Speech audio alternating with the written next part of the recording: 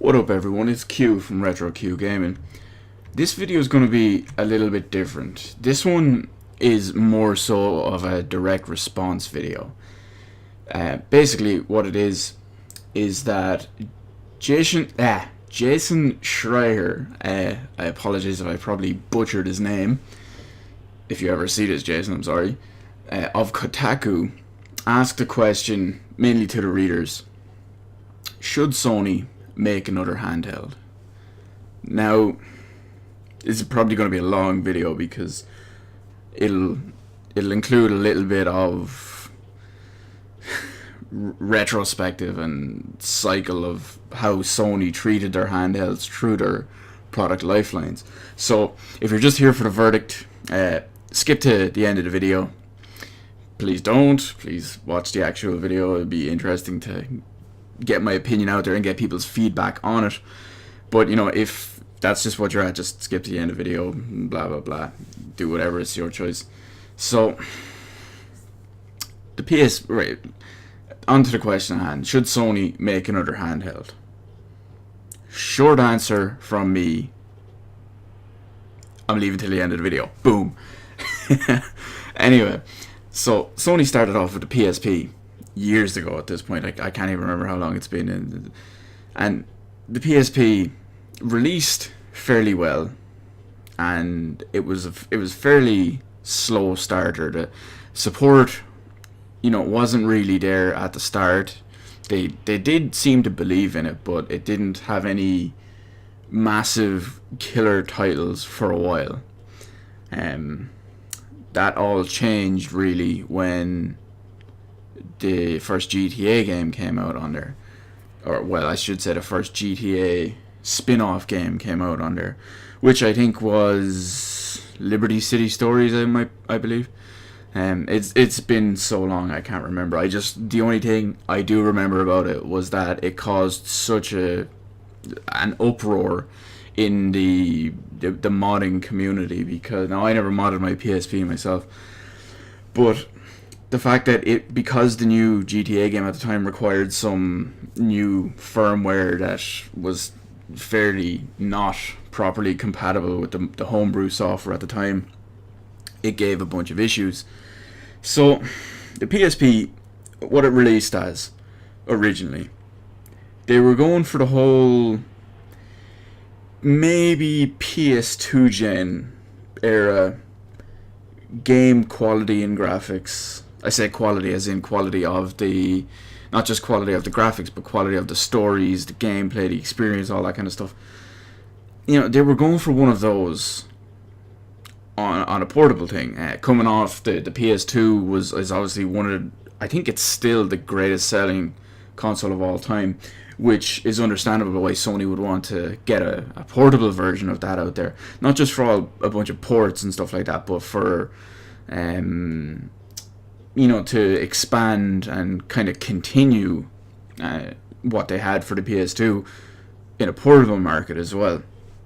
Now, that didn't really happen, unfortunately. Like I said, I don't think I said it actually. I have a PSP. I got my PSP, I imported it from the US when they first released over in the US, because they didn't come out here for a while after. But I imported it from the US, and I imported a Japanese game because, actually I imported a couple of games, but I imported a Japanese fighting game, Bleach, and shortly after, if not at the same time, I can't even remember. Sorry, it's been so long. But I got the first Tales of Heroes game. I'm sorry, and it was one of the few cases where Sony pretty much achieved what they wanted to do. It was good exclusive, I won't say first party, but it was good exclusive content on it. Now, over the longest time, you know, the PSP got more features. It got access to the PSN store. It got games with online multiplayer. It got games with local multiplayer. So over time, it evolved as any console, be it handheld or home console as you'd expect them to. So what happened? It's not that Sony seemed to cancel support for it or knock off support for it. It just kind of happened. Like, I know with the Vita, they've pretty much abandoned, like, publicly abandoned supporting it and left it to third party. But one thing I noticed about the PSP is that out of all I've got maybe 40, 50 PSP games, retail PSP games, I don't count digital ones. Over the entire time, the PSP, including the games I had and didn't have, it became a port machine. Now that's not essentially a bad thing, because ports of good games are good in a way, because I can have games like some of the old Final Fantasy games, Breath of Fire 3, just off the top of my head.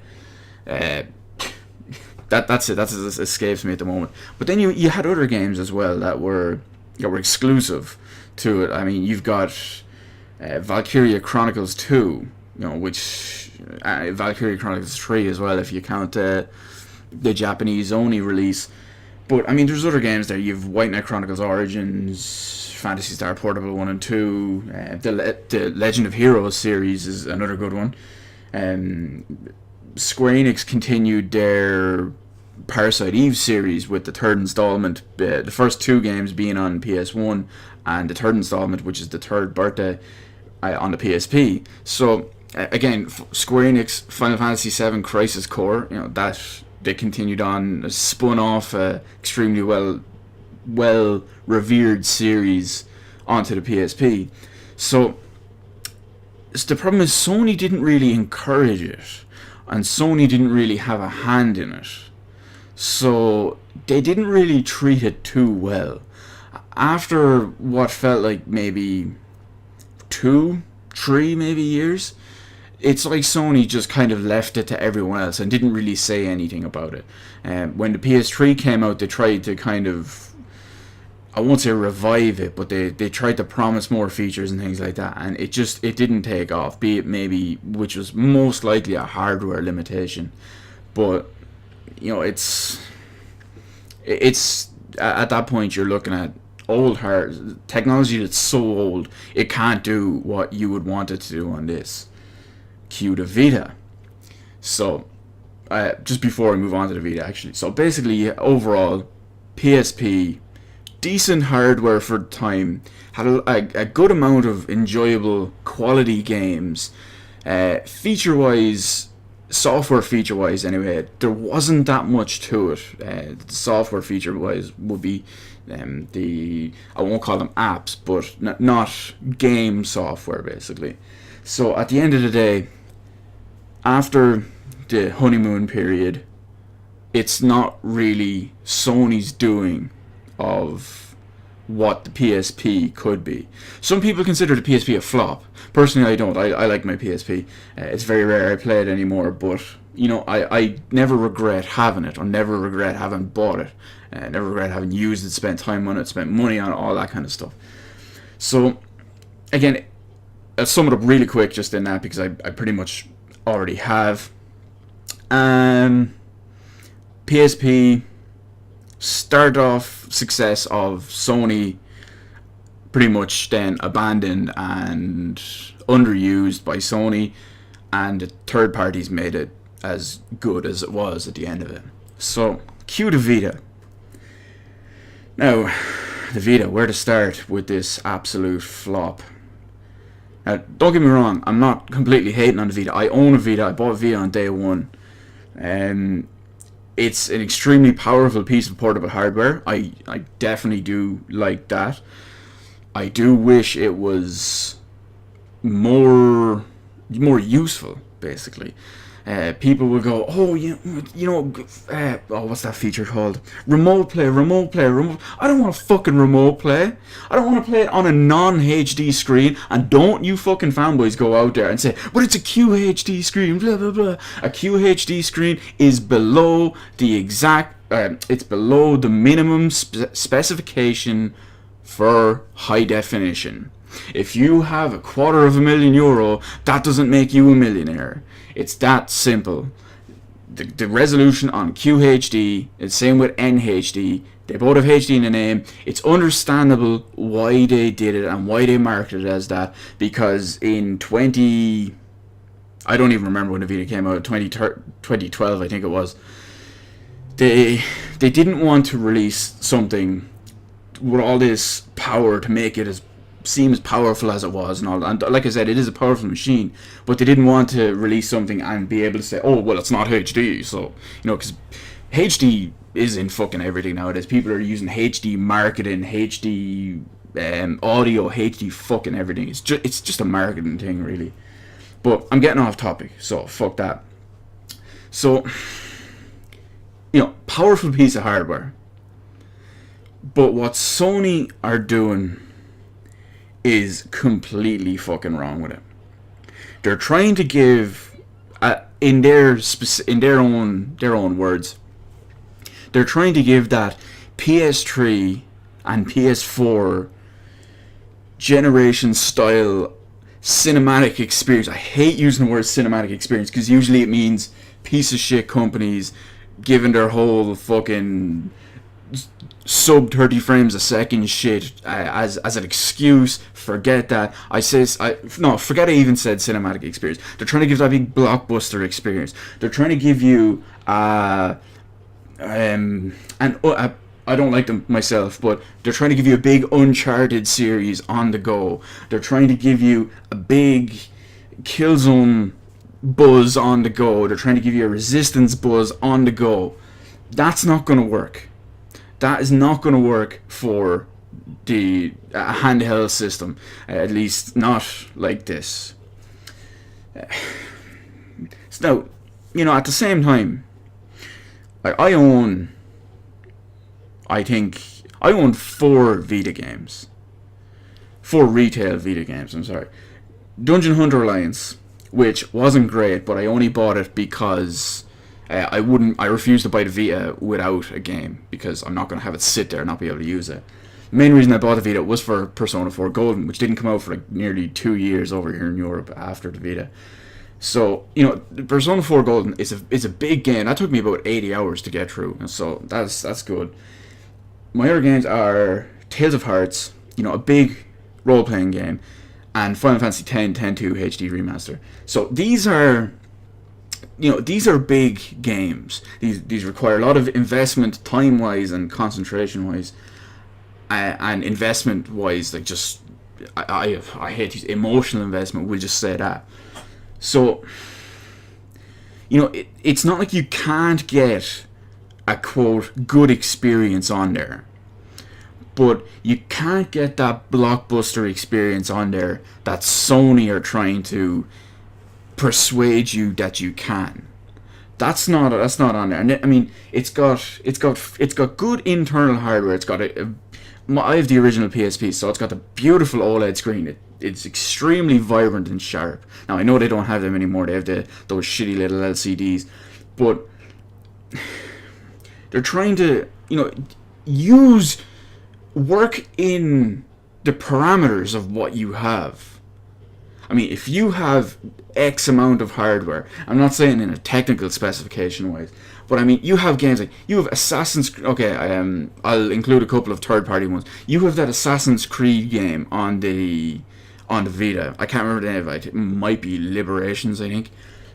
It's apparently a piece of shit. Now, I don't like Assassin's Creed games anymore anyway, but this one's, even compared to other Assassin's Creed games of in around the same time, this one is supposed to be a piece of shit.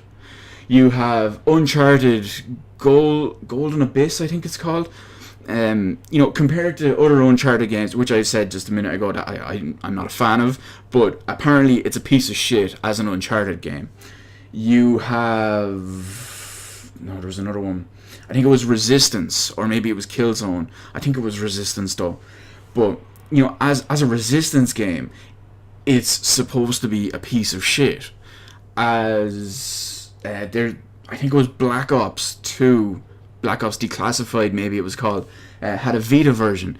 It was also supposedly shit. They're trying to force on these blockbuster experiences onto a console, a handheld portable console, that it's not suited for. I mean, like I said, you can put 20, 30, 40, 50, 60 hour role playing games onto this, but make sure it's suited to it. I mean, okay, fair enough. Tales of Hearts was originally a DS game, if I remember right, and I was ported over, but still, you had PS2 game in the game, well, PS2 games in the case of Final Fantasy X, Final Fantasy X-2, and Persona 4 Golden. So once they work with it properly, they can do that. And now, since then, Sony have basically shunned the Vita. They've pretty much said that, you know, there's going to be extremely few first party titles on there, and other companies are going just, you know, they're leaving it to other companies to do, third party companies to make games for it. And third party companies aren't making too many games for it because maybe they've released one or two already and they've seen that they've flopped, or they don't want to release game, they don't want to spend the time and money developing games to release for it because it's the install base isn't there. That's not even to mention the crazy convoluted money grabbing thing that originally happened, which was the memory cards. Now I know they've changed that since in the most recent iteration of the Vita with the one with the LCD screen that's, if I remember right, also slightly thinner and slightly lighter. It has, I think it's 1 gigabyte of internal memory, so that's used for save files and all that jazz, so you're not obligated to buy a memory card. Now, where does that leave Sony currently? So, you had the PSP, which started off relatively strong on the Sony support front, and then kind of went to a third-party port machine. I realize that's fairly vague, so, you know, I'm just going to leave it out there anyway, but that's that. And the PSP lasted nearly, I think it was nearly 10 years. So that's a long time. So that's still good. It's still good. And then you had the Vita, which immediately flopped and has been floundering like a fucking Magikarp since. Yes, Sony fanboys are probably going to go crazy at me for saying, oh my god, a Nintendo reference. Fuck off. That's all I said. Anyway, so the Vita, it started off with a premise of Sony in the sense that Sony promised a good amount of stuff for it. They made a lot of promises. They, as Sony usually do, they went for some high-end hardware, except in this case of the PS4, but we won't mention that. The 2-year-old out-of-date hardware when it released. But, you know, PS2, PS3, Vita, it all released. It was high-end hardware when it released. So that's that. Now, since then, it's basically fell apart. Thanks to Sony, they've said it themselves that they're not really supporting it, and that's pretty much it. They're going, like I mentioned it a minute ago, they're not supporting it, they're leaving it to the third party, and I've listed the reasons why the third party aren't really doing it. Now, lately it seems that Sony have been trying to market the Vita as a companion device. I realize they've done that before in the past with the whole remote play thing, but lately, ever since the PS4 release and the announcement that they were basically going to have little to no first party support for it anymore, ever since then it seems like they've switched to marketing it as a companion device, which I don't agree with, to be honest. People, I said it earlier, the whole remote play thing, people can harp on about that all they want. I'm not going to pay 200-ish euro, well, you know, in the aspect of someone who doesn't have a Vita already. I'm not going to spend 200-ish euro of my own money for remote play. So that's just me. That's my opinion on it. Maybe there's people that go on like it's the best thing since sliced bread, so they can spend all, they can recommend that and get people to spend it if they want. That's their thing. So now we're on to the third part of this, which is, should Sony make another handheld? No. I don't think they should. The reasons for this is they've shown in the past that the PSP, they can want to continue on their PS2 success with the PSP, and then they basically have to nearly abandon it because of maybe its hardware limitations or support limitations from other companies and other devs and things. Or in the case of the Vita, the lack of support as well, and the price. I think that was what done it. The price, the Vita was fairly expensive for a handheld console when it released, and then on top of it, you had no killer apps. There's nothing Sony exclusive that was almost a must-have. There pretty much still isn't for the Vita, even amongst fairly good Sony fans. The fanboys excluded. That's a whole different thing, but it still isn't there. So combined with the lack of a killer app, the lack of what could be a killer app, basically, because like I said a minute ago, Sony are trying to get the big blockbuster experience onto the Vita, and they'd probably try to do that with their next handheld as well, and it's just not supported for it. A handheld device isn't supported for that kind of thing. Sony, I'm not sure if Sony realized that or not, but they would, I'm 99% sure that I feel that they would try do that again and again, that it would repeat the entire situation, the entire cycle. It would be a Vita all over again. They'd release high-end hardware, they'd probably try learn from their mistakes, probably try sell it at a loss, but they'd promise all this first-party support. The features might be there, the hardware features might be there, some of the software features might, but I still think it would go the same way. I'm not saying become a Sega, I'm not saying that. I'm not saying just, make first party games for your system only. I think they should stick with the Vita for a couple more years, 4, maybe 5 more years, arguably indefinitely, because I think Sony should not make another portable handheld system. That's pretty much it, because I've said the entire thing at this point.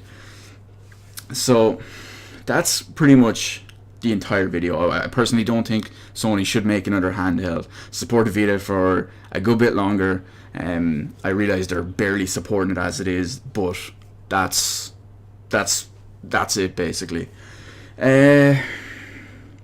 Okay, well that's pretty much the end of this video. I'm gonna have to sign up to Kotaku. I've read on Kotaku for a while, but I'm actually gonna have to sign up to make a proper post and contact Jason, be it through the comments or whatever way it's done, to actually get my opinion across.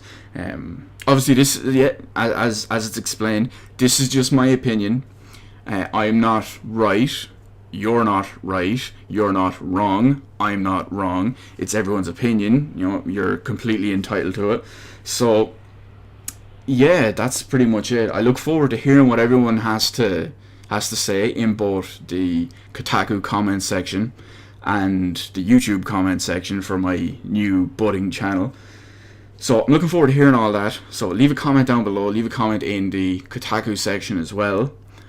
That's pretty much it. So comment, hit that like button if you like the video. I apologize for it being a bit long-winded. I kind of tend to ramble, but I do get a bit passionate about this kind of thing because it's my favorite hobby. It's been my favorite hobby for 20 odd years, so it's not going away anytime soon. So hit that like button, hit that subscribe button. You'll make it, it'll do me a big favor, and it will help you find videos easier and it will show your appreciation if you do actually like these. I'm going to stop rambling now, so thanks for watching, thanks for listening, this extremely long rant, and yeah, I'll see you on my channel.